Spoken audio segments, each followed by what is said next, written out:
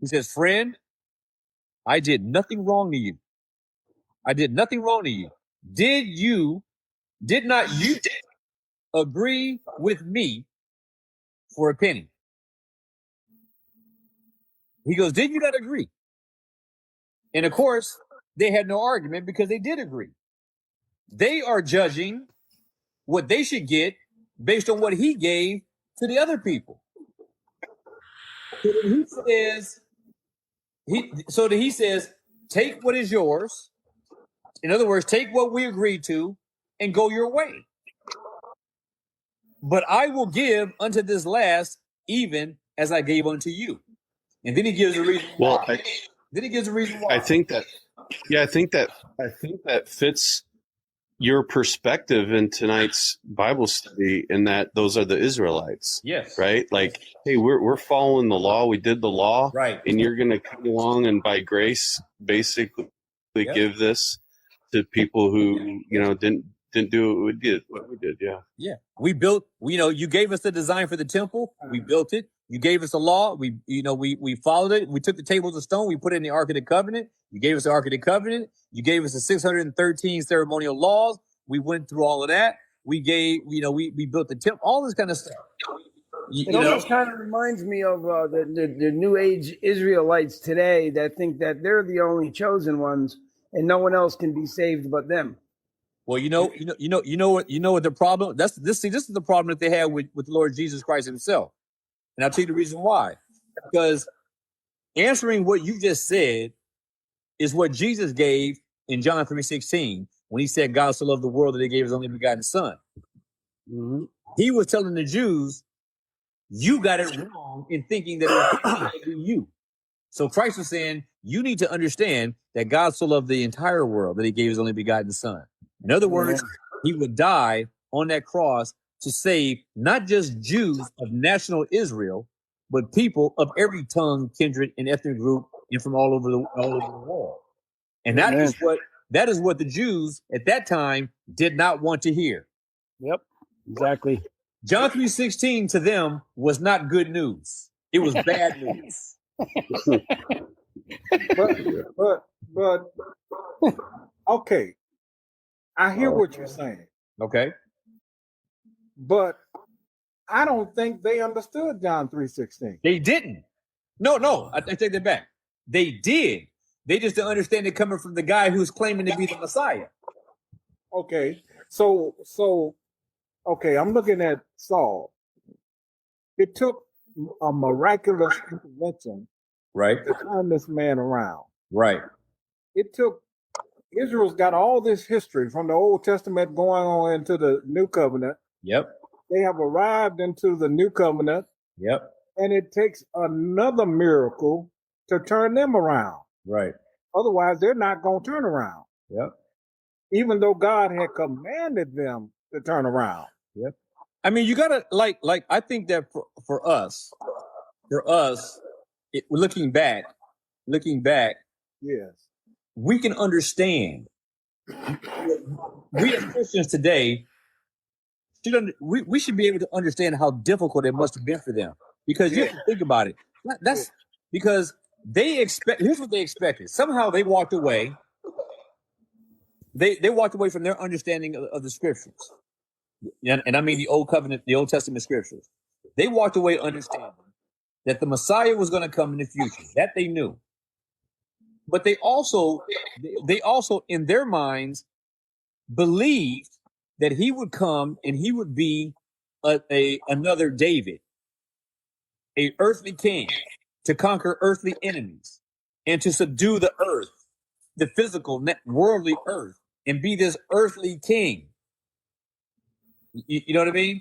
And so their whole idea was that when he did come, because they knew when he was coming. They knew Daniel 9. They knew when he was coming. They knew when he was supposed to go in that timeline. So when he comes, and he's like this gentle, meek, humble carpenter of from Nazareth, of all places. From Nazareth, they're like, And he's talking about, the meek shall inherit the earth and the poor in spirit and everything that we read in Matthew 5-7 on the Sermon on the Mount. He came to be a different type of a king. And so this is why Herod and Agrippa and Pilate, they had a problem with the Jews. They're going like, wait a minute. You're saying that he wants to do all these things, but we're not getting that. We're not getting that. And the only reason why they took Christ and led him to the cross was because the Jews of that day, they by their law, they had no authority to subject anyone to capital punishment under their law. So they also knew that the Romans wouldn't do it because all of them, Herod, Pilate, none of them believed that he was guilty of anything. But they did it anyway out of political expediency to the Jews, because the Jews came to him and said, hey, listen, he said he's a king. And that means that he's going to overthrow you. So Christ was accused basically by the Jews of insurrection. They accused him of starting a rebellion and setting up an insurrection. Yes. And so that was his accusation. That's what insurrection is, what put him on the cross. You know what I love about this whole story? It's a beautiful plan of salvation. Absolutely.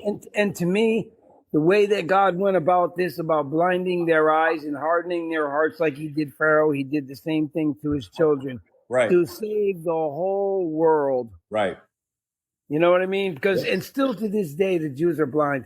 And until the Gentiles come into the full, then he'll open their eyes. Right. It's so beautiful of a picture. It makes me have a lot of faith in God. Because when he says something and it comes to, your sight and it's set in your spirit and your heart, it just gives you a boost of faith. Like, my Lord, God, you are so awesome. Absolutely. And that goes with the second coming of Christ for us is like their first coming. You know what I mean? In a lot of ways, it will. A lot of ways, it will be. But the fearful thing is, who it is that may come along at some point that they believe is the Messiah who's not. Yeah. Yeah. There's volcano rumblings now, my friend. Yeah. Well, that volcano, it rumbles every so often. You know what I mean? Yeah, but this one is, at least in my lifetime. Well, that's what I mean. But if you think about it, if you go back from the day of Calvary, yes, there's not an age. Because remember, when Paul wrote Thessalonians, that's true. He was trying to give courage to people who were thinking, who were told Jesus already came and they missed him, and they were like, "What?" So Paul writes Thessalonians to calm them down. He says there's a lot more things to happen. That's right. But see, right now, and some of you guys may disagree, but right now, I don't see anything that holds Christ from coming back. I don't see nothing that makes his return not imminent today. Oh, yeah, I get that. Yeah. Yeah. Getting clearer and clearer. Yep. All right. It's like the days of Noah. They didn't know it was coming. Until he walked into that ark, brother. You're right. Yep. Shut the door. What is that? What is that saying that you can hear a lie 1,000 times and somebody tell you the truth for one time and you believe that truth they're telling you is the lie. Right. It's amazing. I mean, that's what happened in Noah's age. I mean, he kept telling you over and over and over. And they didn't move until that drop of rain hit them in the forehead. And it was too late then because you could hear the door creaking and closing. So now I'm in verse 15. Now after he tells the first group, take what is yours and go your way. And he says, and here's the thing is, he says, take what is yours and go your way. And he says, I will give unto the last, even as unto thee. So the cool thing here is that he gave them what he promised them anyway. You know, I think so. I think that what we're dealing with here is this. Do you remember what Christ said? What he said about those who are forgiven much and those who are forgiven little? Does anybody remember what I'm talking about? Yes. What did Jesus say? The one who was forgiven much is the one who was felt most. I don't know how to say it. He said that those thankful. He said those who are forgiven much will love much. Yes. Those who are forgiven little will love little. Mm-hmm. But love directed at God, the reward is the same. You get Him. So I believe, and I won't fight somebody who says something different, but I believe that we see this gradation in this parable. You know, so you see that the first group, they agreed to a penny. You see the last group who worked only 1 hour and received the same penny, and they both got the same reward. But the appreciation and the thankfulness and the gratitude is varying in degree. And I think this is sort of like what Todd was talking about. There are degrees of appreciation and love in terms of those whom God pardons. You know, and some people can't understand, because I mean, how many times have you gone through a hardship and asked yourself, why is God doing this to me? And then why does that other person always seem to just get the best of everything? You know, and this is what's happening here. It's like these guys were the first group. They're not looking at the householder at first. They're looking at what he gave to the other group. And then going back to him and going like, it's not fair for you to do that. It's not fair for you to give them what you gave me. I've been with you all along, like the prodigal son somebody brought up earlier. I was just going there. Yeah. And not only that, I'll go even further than that. It reminds me of Romans 11th chapter, where the warning to the Gentiles being grafted in. Right. All right, you arrive, but don't get the big head. That's right. Humility is a big part of this whole thing, and I think that's also worked in and woven into this whole parable. But see, this is where it gets good. It's getting really good now. And he says in verse 15, notice what he says. He says, is it that after they complain and go away, after he gave everybody the money, then he says to the group that complained and murmured, he says, is it not lawful for me to do what I will with my own? And then he says, is your eye evil because I am good?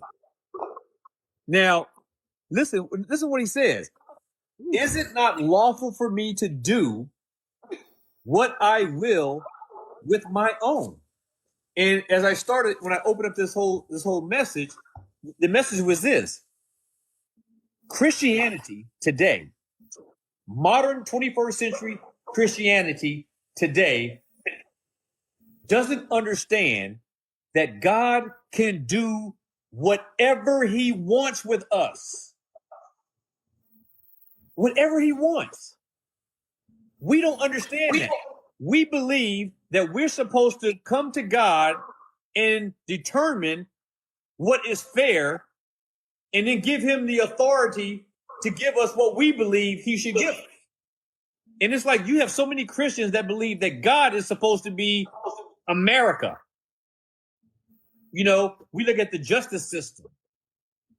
God says, I will do whatsoever it is I please with my creation. If I want to make you a vessel of honor, I will do so. If I want to make you a vessel of dishonor, I will do so.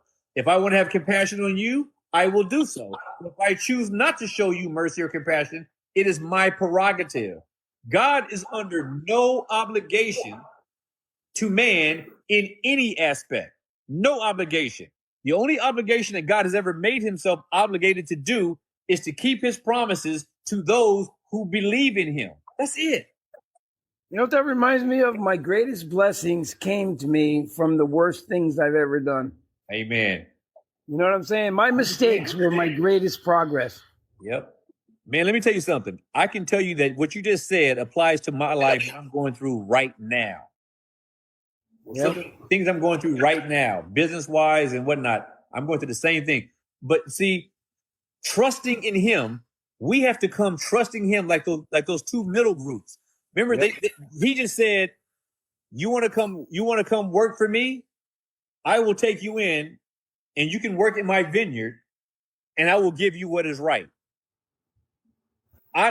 We can't come to God making demands on what he's going to pay us. And one thing that I'll say is this, is that when I used to work in my previous business, which was in the software industry, making video games for the movie studios. Now, people would come in and they would apply for a job. So I can understand this a little bit. They would apply for a job with me, and they knew it's a good job and they, something they wanted to do. But here's what I would always do, because I know what's on most people's mind when they come into the interview. Number one, what do you think the number one concern that most people have when they come in for a job interview? How much I'm going to get paid. That's exactly it. Exactly it. That's the whole time that people are in that office. They're going through my whole spiel, asking them the questions and all this kind of stuff. All they want to get to is, how much do I get paid? And you know what I used to do? Because I'm the one that's hiring, so I know the pay range for the job. I know the floor and I know the ceiling. So you know what I would ask them all the time? Anybody that knows me, that worked for me before, if any of them hear me now, they will know this is true. What do you? I would ask them, how much do you expect to make? Or I would ask them, what were you making at the last job doing the job you're applying for here? And they would tell me, well, I don't want to tell you what that was. I don't want to negotiate against myself, right? They would tell me. So I would say, here's the thing. You can choose to do one of two things. You can negotiate with me. You can negotiate with me on your salary. You can negotiate, or you can take what I give you. It's your choice. You can take what I give you, or you can negotiate. And I would offer everybody that I hired that option. And guess how many times somebody said they wanted to negotiate? You might want to take a guess? Probably none. Not one single person wanted to negotiate. Yep.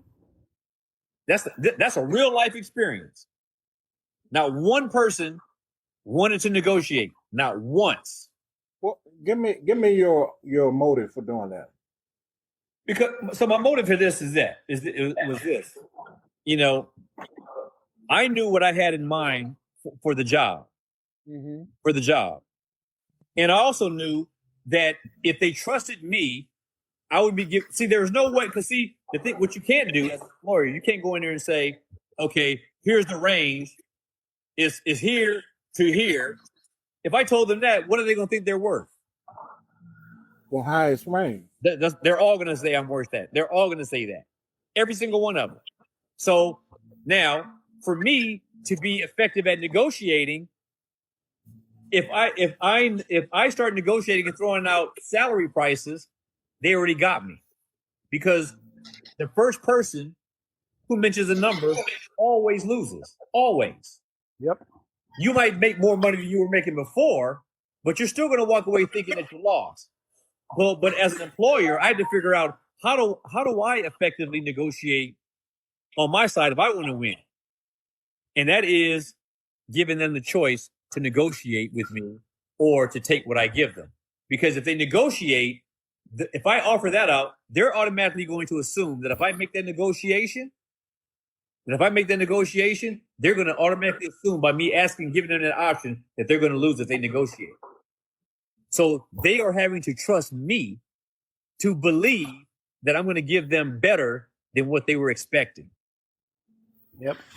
And that's what it came down to. Yep. And I'll tell you, In 30 years, not one single person, not one, chose to negotiate. I believe it. Not one. You know? So in this situation here, when it comes to this parable, you know, I like that group. It's good for us to be in that group, in that middle, especially, who just trust that they're going to receive what is right. You know, there's something to be said about that. But the master here, the householder, he says, is it not lawful for me to do what I will with my own? And I think this is the biggest takeaway of this entire parable, that God can do what he wills, what he wants with his own, for his own good pleasure. And he does not have to give an explanation. And he says that it is lawful for him to do so. So he says it's not an issue of fairness. He's saying this is my right to do. Got that right. You know what I mean? Absolutely. What do you think, Todd? Stay with us. We'll be right back. Hey guys, what's up? I'm Dark Desert Highway. Come to my podcast, the Bride of Christ podcast, to check out over 200 Bible studies that are ready to be listened to.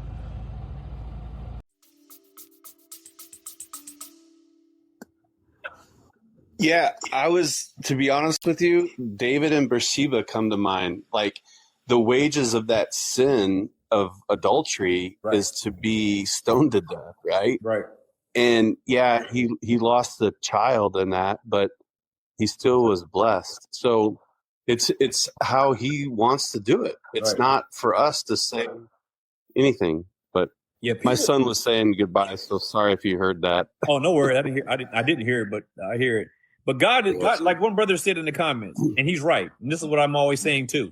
God is not obligated to save anybody. Would he be unfair if he destroyed us all? He would not be unfair.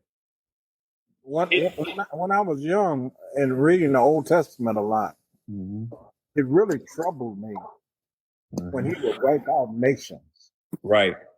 I mean, I read over and over and over again trying to understand. It just wouldn't come to me till I grew in maturity and understood what it means to be all powerful, all knowing, and that type of thing, and being able to see the end of time and the beginning, to be able to put it in a proper understanding. Yep.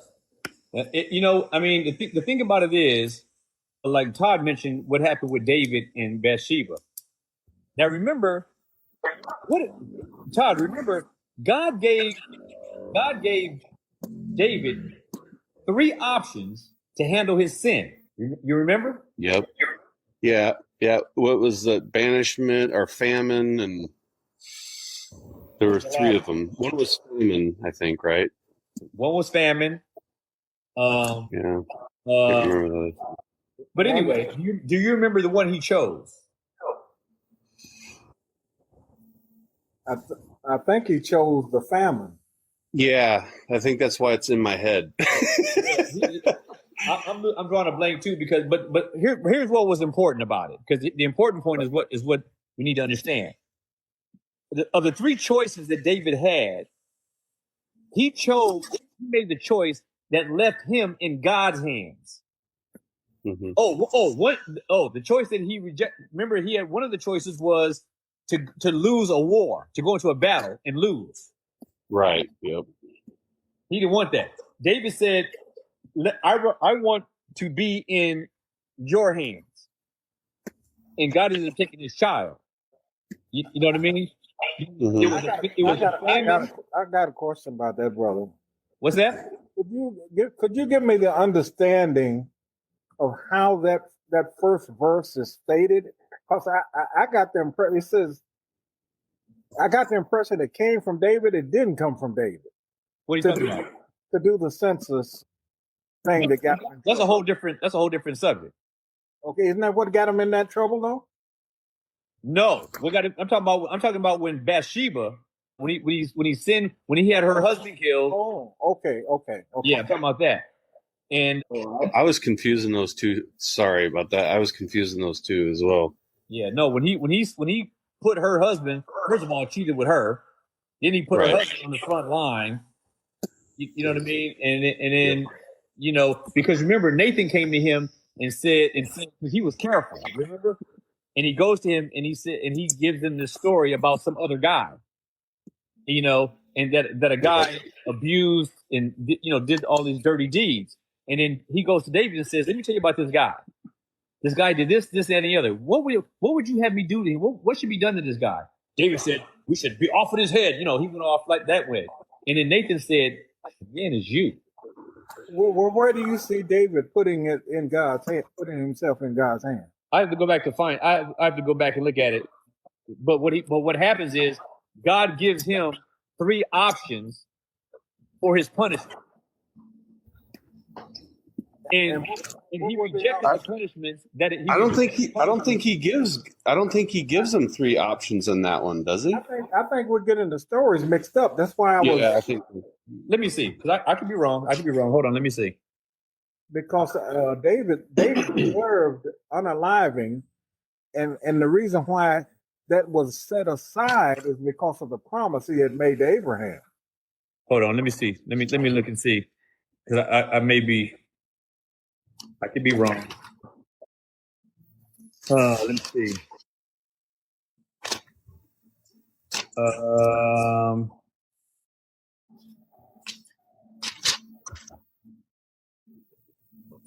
Hold on. You guys got me digging right now. Yeah, I hear you. Hold on 1 second. Let me find it because I gotta look at a different version.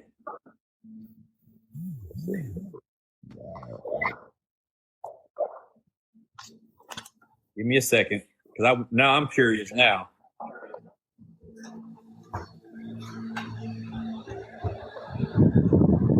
All right, so in 2 Samuel chapter 12,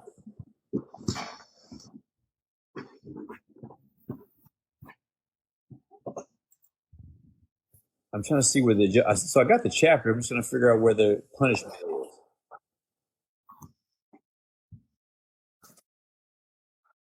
All right, so here we are in 2 Samuel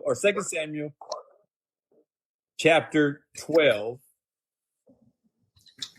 And Nathan tells David, "Wherefore have you despised the commandment of the Lord to do evil in his sight? You have killed Uriah the Hittite with the sword, and has taken his wife to be your wife, and you slain him with the sword of the children of Ammon." Then he says, "Now therefore the sword shall never depart from your house, because you have despised me and have taken the wife of Uriah the Hittite. Thus saith the Lord, behold, I will raise up evil against thee out of your own house. I will take up your wives before your eyes and give them to your neighbor, and he shall lie with thy wife." I got bad eyes, so let me see. "For this you did secretly, but I will do this thing before all Israel. David said it to Nathan, I have sinned against the Lord. Now Nathan said, he has put away your sin." So maybe you guys are right. Maybe I got their David's punishments off the wrong scenario. Yeah, the one that you were talking about is when David was demanding a census to be taken. And his general was saying, "Why do you want to do such a thing?" You know? Yeah. And I think you're right. My apologies. No worries. In 2 Samuel 12:13 said that, then David said to Nathan, "I have sinned against the Lord." Yeah. And then Nathan replied, "The Lord has taken away your sin. You're not going to die." Right. But because, okay. Yeah, I conflated the two sins of David. I do it all the time. Yeah, no, sorry. David's wife is an epitome of mine. No, so I can relate. It's important to understand, though, why David's life was spared. Yeah, David, but it's crazy because this is something like what Esco was saying about how Esco, how you said something earlier about how so much good comes out of when you go through so many bad things sometimes. And David was, we all know the man after God's own heart. But you look at the things he did, and you go like, wow. But it just goes to show you how God sees things differently than man does. Very different. I'll give you a little example, okay? Yep. I spent 17 years in prison. Mhm. Okay. Yep. That was with the Lord. Yep. But before that time, I was considered to be the person that was no good. And all the people that were like superior in the neighborhood and everything else, they kept pointing their finger at me. He's no good. He's no good. He's no good. He's no good. Mm-hmm. But see, God turned that whole thing around. Now, every one of them persons that were accusing me are dead today. Right. And see, I'm still alive. And the things that happened to me for the worst turned out for my best. Mm-hmm. It's just amazing how God takes the things that we think are are such a hardship to us, Right. turn out to be the greatest blessings. It's amazing. I didn't see it when I was in there, and I said, Lord, I don't know why this happened to me, but it all worked out for my good. Isn't that the way it always works? Yeah, it's amazing how God works. I'm just amazed at the way He does things. That's Joseph. why judging, like I used to have a real hard time because somebody was black, somebody was white, somebody was Puerto Rican, somebody was the way they looked. I just didn't like them. Well, you better love me, buddy boy. Yeah, I had a hard time with that. But now I know, don't judge a book by its cover. You know what I mean? Let's go. Look, you my brother now. There's no way out of it. No, that's absolutely. Yeah. I love you, man. I love you. I watch you all the time. Every time I see you on here, I stop. I say, that's a dynamite brother right there. Oh man, I appreciate that, brother. Well, I love you, man. You're the best, man. You got a personality that is so beautiful. Your spirit is so beautiful. It attaches right to me. I see God working right through you, bro.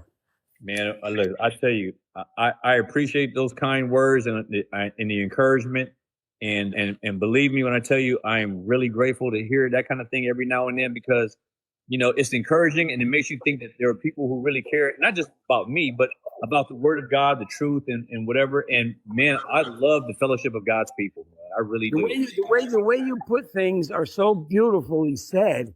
It pierces me every time I hear you talk. Oh man, stop it, man! You're gonna make my head get all big now. Stop that. I'm serious. You're a dynamite brother, man. Yeah, brother, you walk on my life anytime you want. I actually find myself looking for you every evening. Oh man, man! Look. You guys need to stop right now, because I tell you right now, I love it, and I love you guys. I love the fellowship of the Word of God, because it's something. There's something when Christians get together, even in a setting like this, when it's legitimate, when it's real. Yes. And you don't have to be in each other. I don't have to be in your presence in order to know we are in each other's presence. You know what I mean? I call this God's play, because He's playing inside of all of us. He's loving Himself. Yep. But it's a real genuine conversation when you feel what you're feeling right now. Right. You feel the love.